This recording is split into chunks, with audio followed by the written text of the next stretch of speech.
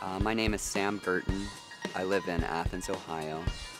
I've always been into recycling and alternative fuels, and I think taking a smart approach to things, and that's how I landed in the grease car culture.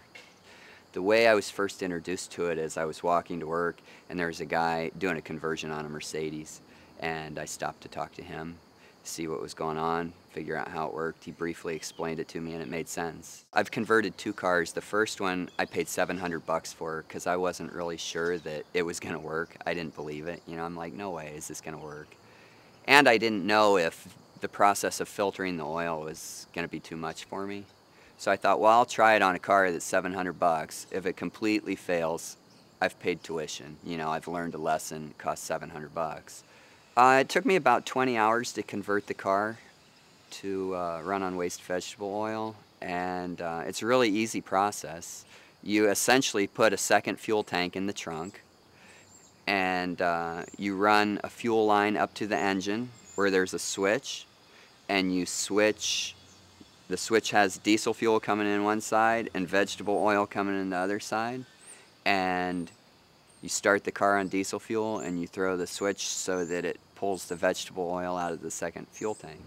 We've been in the car for a few minutes. We've gone about 10 miles up to the plains from Athens, and now it's time to throw the switch from diesel fuel to vegetable oil. I've got a switch here on my dashboard. It just controls the switch up in the engine. Now we're running on pure waste vegetable oil. And from here out it's free. Any restaurant that has a fryer has waste vegetable oil. So you need to identify if it's hydrogenated or non-hydrogenated. The restaurant I pick it up from was paying $60 a month to have a company come in and take it away. So when I showed up and said, hey, can I have it for free? They're like, great.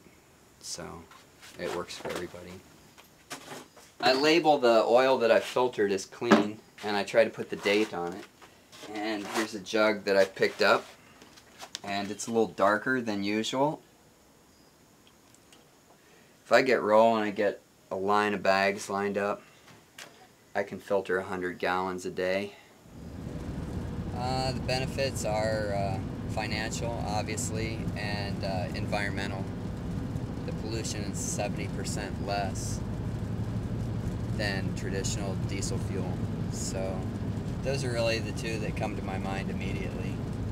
Every time I add fuel, I keep a little journal. So here's the last time I bought diesel fuel, $32 on June 4th. And that was at 228,000. I'm at almost 230,000 miles, and I haven't bought any gasoline, which is a good feeling.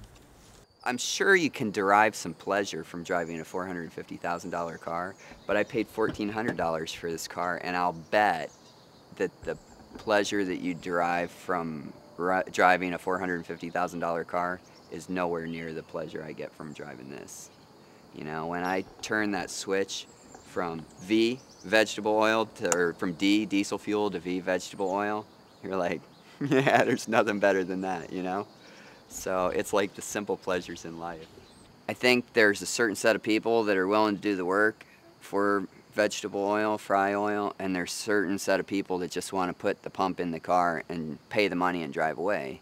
So I think that our legislators need to figure out how are we going to approach this and to encourage people to grow their fuel locally and get rid of waste and not be dependent on OPEC, you know. So the future is in the politicians' hands, is my point. And then once the politicians figure out what's going on, if it's financially viable, the auto manufacturers will follow. The auto manufacturers do what's financially viable. They aren't making Priuses and selling those because it's the right thing.